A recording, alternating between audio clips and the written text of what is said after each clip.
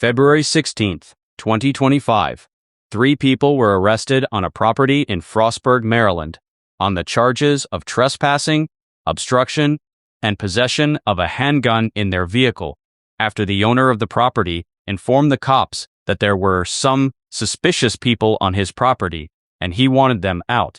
These 3 people were Jack LaSota, I need you to remember this name, Michelle Zazko, and Daniel Blank. But things got ugly as soon as the police started pulling up their past records. It turns out that all 3 of these people were linked to a cult-like group called the Zizians, a radical group of young tech-savvy vegans who share an obsession with strange philosophies and ideas. The group is linked to at least 6 brutal crimes across the country, including the killing of a U.S. patrol agent while following this radical and bizarre ideology.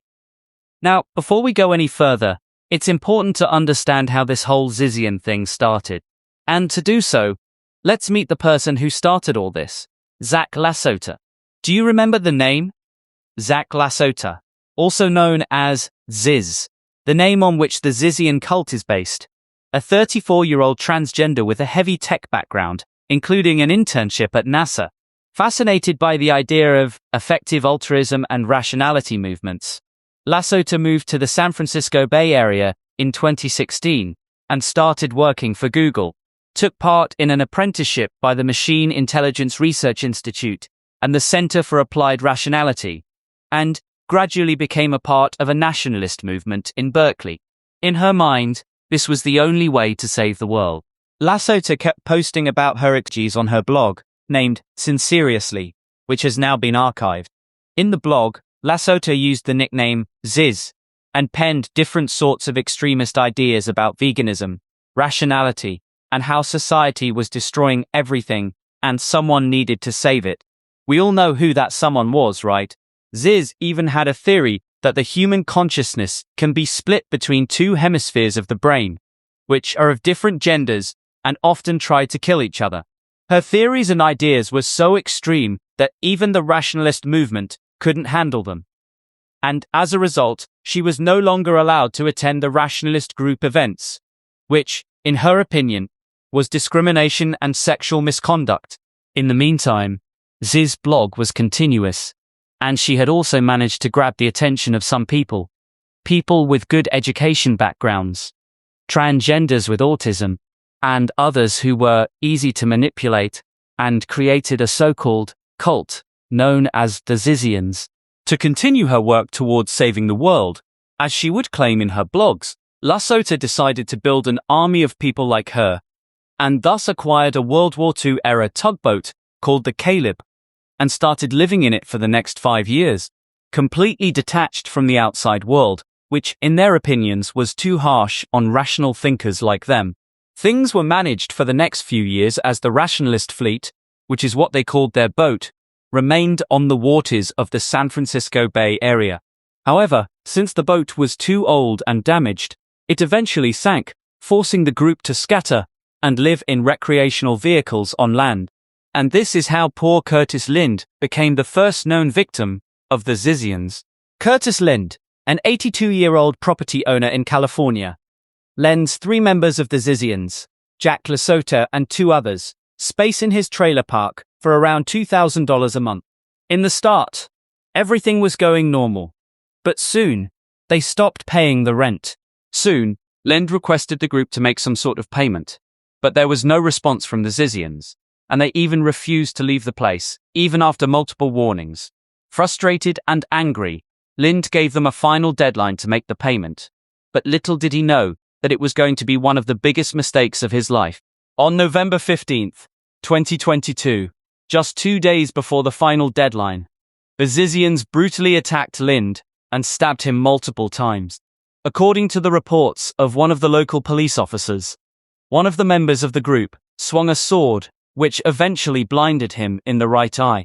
Retaliating in self-defense, Lind shot and eliminated one of the members, Emma Borhanian, on the spot. The good news, or maybe the bad news actually, was that Lind had survived and had agreed to testify against LaSota for their attack. The same year when Lind suffered the first attack, the parents of one of the Zizians, Michelle Zazko, were killed just one day before the new year. The parents, Richard and Rita Zazko, were shot in the head, pure execution style, right inside their home, in Pennsylvania, by an unknown attacker. When the police arrived at the scene, they got to know that their daughter, Michelle, had a pretty rocky relationship with her parents. I mean, after all, she was one of the Zizians, right? Why wouldn't she? So, the cops asked some questions to Zazko, but had to let her go at that time. However, they'll meet her soon enough, when she was arrested a few weeks later on the charges of trespassing and obstruction in an unrelated incident while she was hiding out in a hotel. And once again, guess who she was in that hotel? The mastermind is Jack Ziz LaSota. She was also arrested on the same charges, but both of them were soon released. Now, I wonder, wasn't that a huge mistake? But guess what? This wasn't the first time LaSota had seen the bars. In 2022, LaSota was arrested for an improper protest against the rationalist movement at a CFAR event in California. However, when she was called to the court to testify, she wasn't there. Her lawyer stated in the court that LaSota had been dead in a boating accident. Yes, you heard that right. She was supposed to be dead. But as it turns out, it was all just a plan to fool the authorities and escape from justice. So far, the Zizians were off the limelight and were doing all sorts of crazy things here and there. And slowly and gradually, more sick people were joining this so-called cult, too. Well, I have no idea what was going on inside their minds.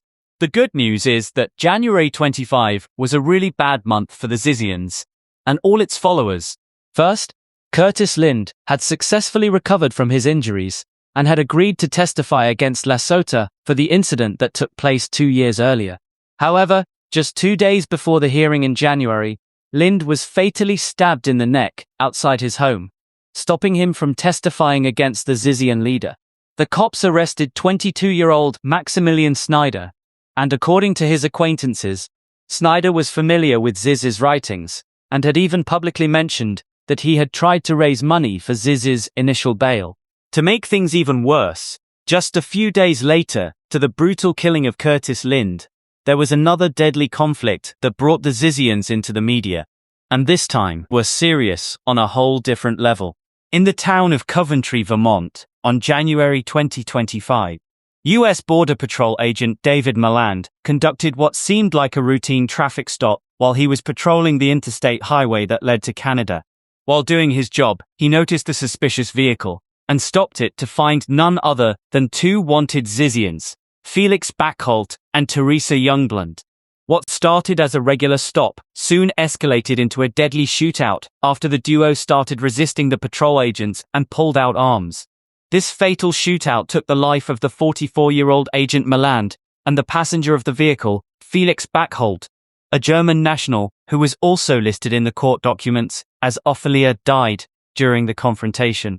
On the other hand, Youngblood was severely injured and arrested on arms charges.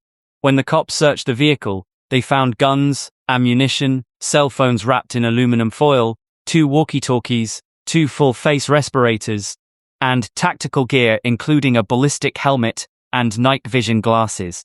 I mean, they were literally turning into a real cult, it seems. Further investigations revealed the assailants' connections to the Zizians since the gun was linked to the Zizians' couple killings. As a result, when the police arrested LaSota, Zazko, and Blank, LaSota was ordered to be held without bail. Now, the question is it finally the end of the Zizians? Or are they planning something even bigger than they had done in the past? Well, no one knows. Thank you for watching this video, and I really hope you found something of value in this. If you did, like the video and subscribe to the channel for more interesting Bizarre news stories. I'll see you soon.